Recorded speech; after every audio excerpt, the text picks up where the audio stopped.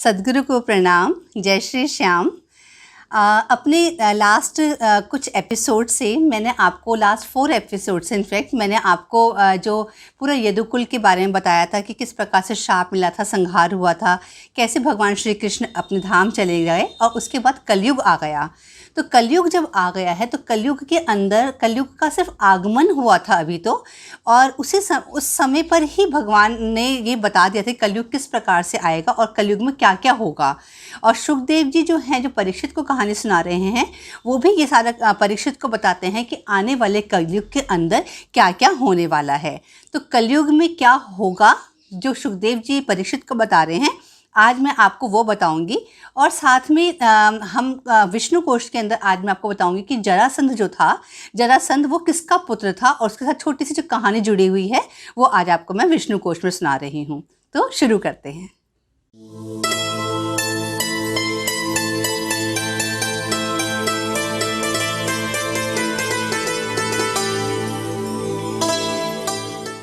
श्री शुकदेव जी कहते हैं, परीक्षित, ज्यों ज्यों कलयुग आता जाएगा त्यों त्यों उत्तरोत्तर धर्म, सत्य, पवित्रता, क्षमा, दया, आयु, बल और स्मरण शक्ति लोप होता जाएगा।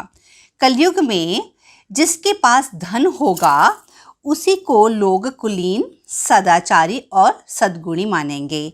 जिसके पास शक्ति होगी वही धर्म और न्याय की व्यवस्था अपने अनुकूल करवा सकेगा। विवाह संबंध के लिए कुल, योग्यता आदि की परख नहीं होगी। युवक युवती की पारस्परिक रुचि से ही संबंध हो जाएगा।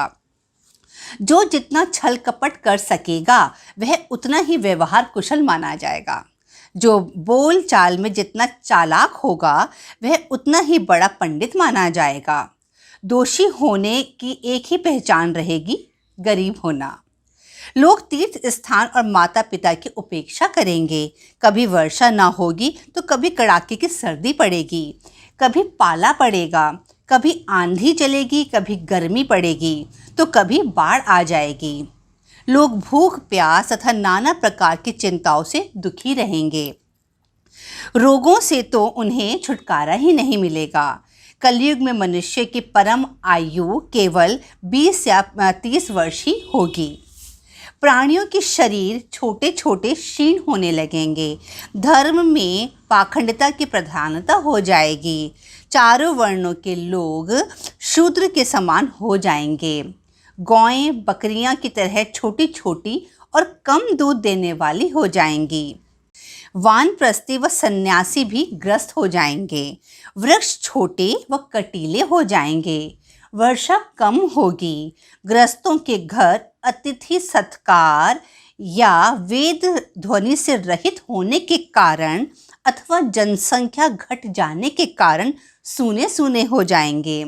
ऐसी स्थिति में धर्म की रक्षा करने के लिए सत्व गुण स्वरूप स्वीकार करके स्वयं भगवान अवतार ग्रहण करेंगे। उन दिनों संबल गांव में विष्णु यश नाम के एक ब्राह्मण के घर कल्कि भगवान अवतार ग्रहण करेंगे। मतलब कलयुग के अंदर भगवान किस प्रकार से अवतार ग्रहण करेंगे वो यहाँ पर शुकदेव जी परीक्षित को बता रहे हैं कि जो संबल गांव है उसके अंदर विष्णु यश ब्राह्मण के घर में भगवान कल्कि रूप से अवतार ग्रहण करेंगे। वे देवदत्त नामक घोड़े पर सवार होकर दुष्टों को तलवार से मारेंगे। उनके रोम रोम से अतुलनीय तेज की किरणें छिटकती होंगी। वे अपने घोड़े पर सर्वत्र विचरण करेंगे और राजा के वेश में छिपकर रहने वाले डाकुओं का संहार करेंगे। जब प्रजा का हृदय पवित्रता से भर जाएगा, क्योंकि भगवान के अंगों से स्पर्श करती वायु उनका स्पर्श करेगी, उनके पवित्र हृदय में भगवान विराजमान होंगे और फिर उनकी संतान पहले की भांति हृष्ट-पुष्ट और बलवान होने लगेगी। उसी समय सतयुग का आरंभ हो जाएगा।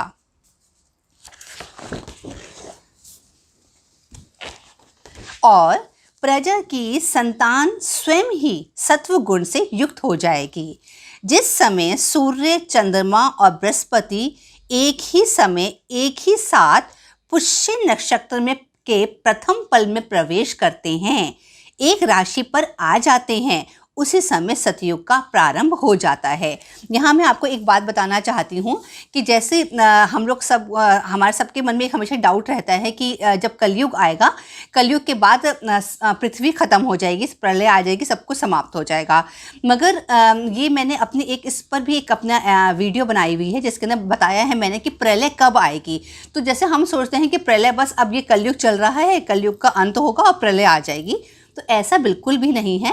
तो आप मैं अपनी इस वीडियो के डिस्क्रिप्शन बॉक्स के अंदर उस वीडियो का लिंक दे दूँगी, आप उसको ध्यान से सुनिएगा, जिसके अंदर हमारे ये सारे के सारे जो भ्रांति है हमारे मन में कि कलयुग के बाद अंत हो जाएगा सृष्टि का, वो सच नहीं है।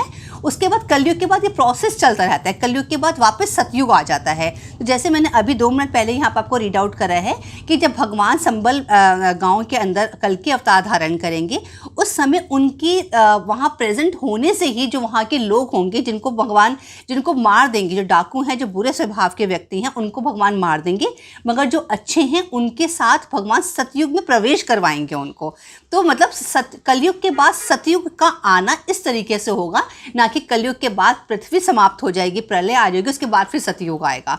वो भी एक प्रोसेस है, बट वो इतनी जल्दी नहीं आता, वो उसका बहुत लंबा समय लगता है उस प्रोसेस को आने में।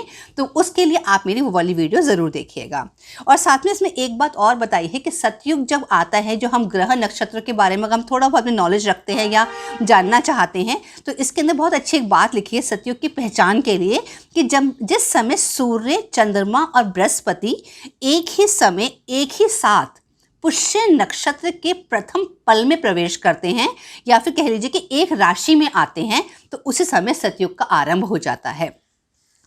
उसके बाद सुखदेव जी कहते हैं, परीक्षित, तुम्हारे जन्म से लेकर राजा नंद के अभिषेक तक, मतलब भगवान परीक्षित जी को बता रहे हैं सुखदेव जी कि जो परीक्षित का जन्म हुआ था उससे लेकर एक राजा नंद होगा उसके अभिषेक तक 1115 वर्ष का समय लगेगा।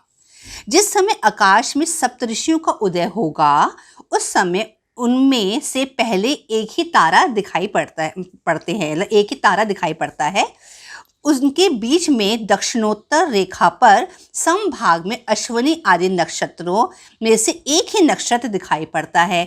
मतलब वो ये बता रहे हैं कि जिस समय आकाश में सप्तऋषियों का उदय होता है, मतलब सतयुग का आरंभ होता है, तो वो आपको बता दिया मैंने कि सतयुग का जब आरंभ होगा, सूर्य, चंद्रमा और बृहस्पति कैसे एक ही राशि में आ जाते हैं।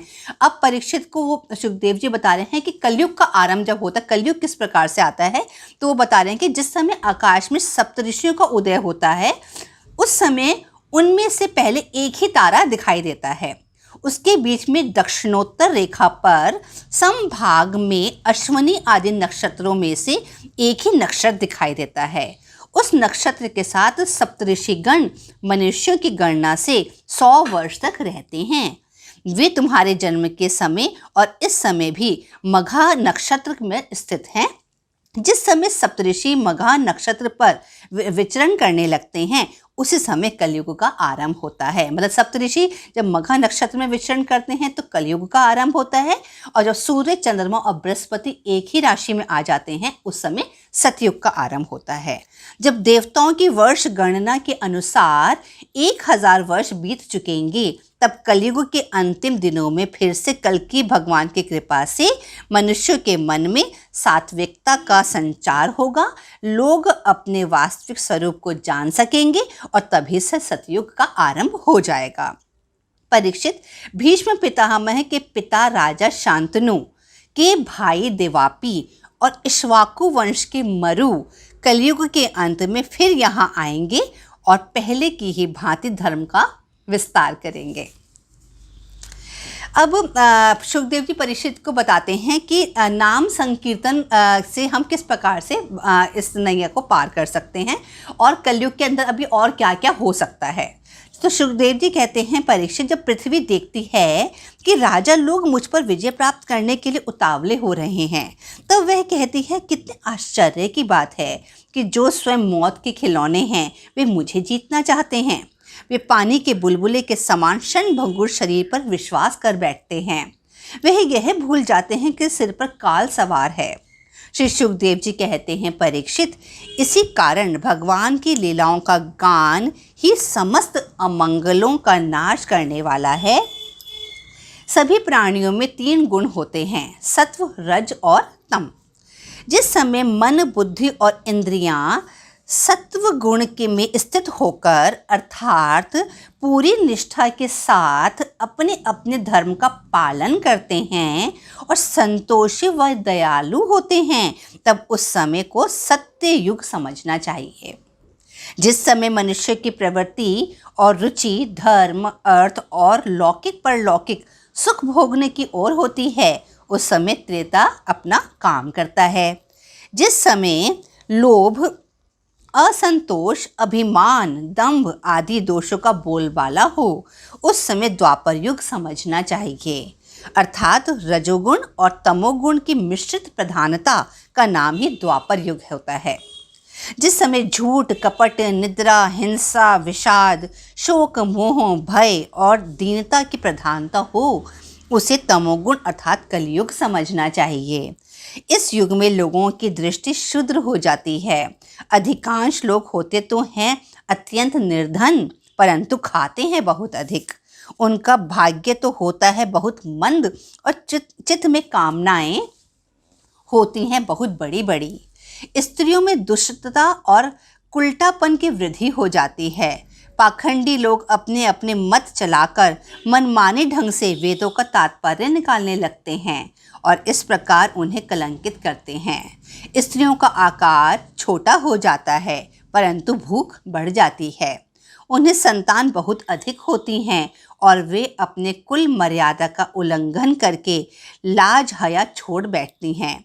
वे सदा सर्वदा कड़वी बात करने लगती हैं और कपट में बड़ी निपुण हो जाती हैं। उनमें साहस भी बहुत बढ़ जाता है। परीक्षित, कलयुग के पुरुष बड़े ही लंपट हो जाते हैं।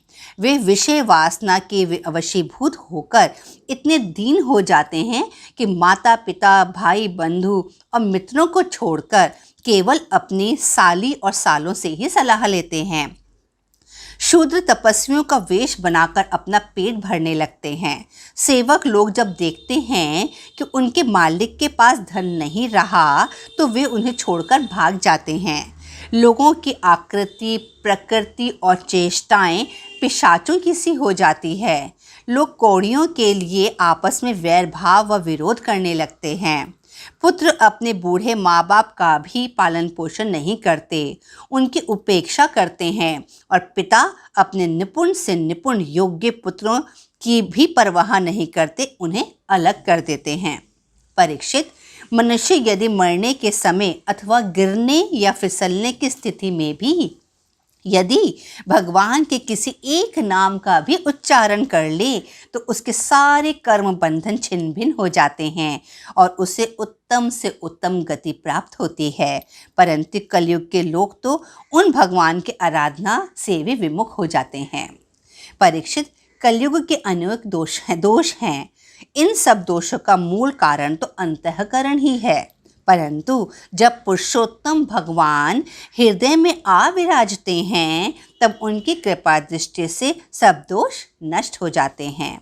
भगवान के रूप, गुण, लीला, धाम और नाम के श्रवण, संकीर्तन, ध्यान, पूजन और आदर से वे भगवान मनुष्य के हृदय में आकर विराजते हैं। और 1-2 जन्मों के पापों की तो बात ही क्या, हजारों जन्मों के पाप क्षण भर में भस्म हो जाते हैं।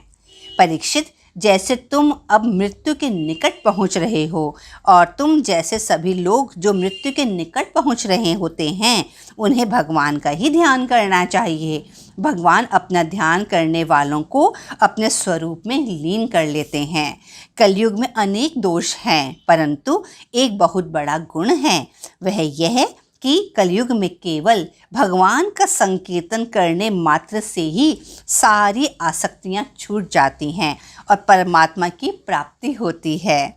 सतयुग में भगवान का ध्यान करने से, त्रेता में बड़े बड़े यज्ञों के द्वारा और उनकी आराधना करने से, और द्वापर में विधि पूर्वक उनकी पूजा सेवा से जो फल मिलता है, वह कलयुग में केवल भगवान का कीर्तन करने से ही प्राप्त हो जाता है।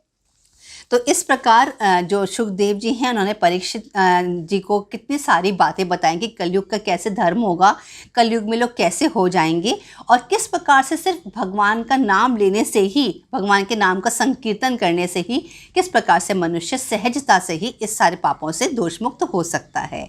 और अब समय है विष्णु कोश का। जैसे मैंने आपको कई बार बताया है, सूर्यवंश और चंद्रवंश के बारे में मैंने आपको बता रखा है। तो चंद्रवंश जो था, चंद्रवंश में ब्रह्मा जी के जो पुत्र थे अत्रि थे, जो अत्रि के पुत्र चंद्रमा हुए थे, इसी वजह से उसका नाम चंद्रवंश कहलाता है। तो अत्रि के पुत्र चंद्रमा थे, चंद्रमा के पुत्र जो थे बुध थे, बुध के पुरुरवा थे। ये हम में से काफ़ी लोगों को बहुत अच्छे से इसके बारे में पता होता है। पुरुरवा जो थे, पुरुरवा के एक पुत्र हुए थे आयु, आयु के पुत्र हुए थे नहुष, नहुष के पुत्र हुए थे ययाति। ययाति की 2 वाइफ्स थी, एक का नाम था शर्मिष्ठा और एक का नाम था देवयानी। ययाति और देवयानी के जो आगे पुत्र हुए थे, मतलब आगे के वंशज के अंदर एक राजा यदु हुए थे, उससे वो यदुवंश बना था। और ययाति और शर्मिष्ठा के जो आगे जो वंश चले थे, उसी के अंदर एक भरत हुए थे, राजा दुष्यंत और शकुंतला के जो था उनके पुत्र हुए थे भरत, तो उससे वो भरत वंश कहलाया था। उसके बाद फिर आगे चलकर एक हस्ती राजा हुए थे, उसने हस्तिनापुर बसाया था। उसके बाद इसी प्रकार से आगे चलकर एक राजा हुए थे कुरु, जिसकी वजह से उस वंश का नाम फिर कुरुवंश हुआ था। तो कुरुवंश जो हुआ था, जो राजा कुरु थे, कुरु के 4 पुत्र थे, जिसमें से एक था सुधन्वा। सुधन्वा के ही वंश में आगे चलकर एक राजा हुआ था बृहद्रथ। जो बृहद्रथ था, उसकी पत्नी का जो पुत्र हुआ था और जो बालक हुआ था, वो बालक 2 हिस्सों में ही बटा हुआ उसने जन्म लिया था, 2 हिस्सों में वो बटा हुआ था। तो इस वजह से उसका जो 2 हिस्सों में बटा हुआ था, इसलिए उसकी माता ने उसको जंगल में फेंक दिया था। तो जरा नाम की जो एक राक्षसी थी, उसको वो बालक मिलता है और वो 2 हिस्सों को आपस में जोड़ देती है, जिसकी वजह से उसका नाम फिर जरा ने उसको जोड़ा था, जोड़ा मतलब संधि करी थी, इसलिए उस बालक का नाम फिर जरासंध पड़ा था। ये जरासंध वही है जिसकी 2 बेटियां थी, अस्ति और प्राप्ति। अस्ति और प्राप्ति जो थी वो कंस की पुत्री थी, मतलब जरासंध की पुत्रियों का विवाह कंस से हुआ था। और जब कंस का वध श्री कृष्ण ने करा था, तो अस्ति प्राप्ति जब विधवा हो गई थी, उस समय जरासंध ने भगवान श्री कृष्ण पर बहुत सारी बार आक्रमण करा था। तो ये और हर बार जरासंध को भगवान श्री कृष्ण इसलिए छोड़ देते थे क्योंकि जितनी बार वो जाएगा उतनी बार वो लौट कर जब आएगा तो बहुत सारी अपनी सेना के साथ आएगा और मैं बहुत सहजता से एक ही जगह पर सारी सेना को मारकर इस पृथ्वी का भार उतारूंगा। तो उम्मीद करती हूँ कि आज का आपको एपिसोड अच्छा लगा होगा। ये आज मेरा 95th एपिसोड है और अब मैं अपने 100 एपिसोड की तरफ काफ़ी क्लोज़ आ गई हूँ।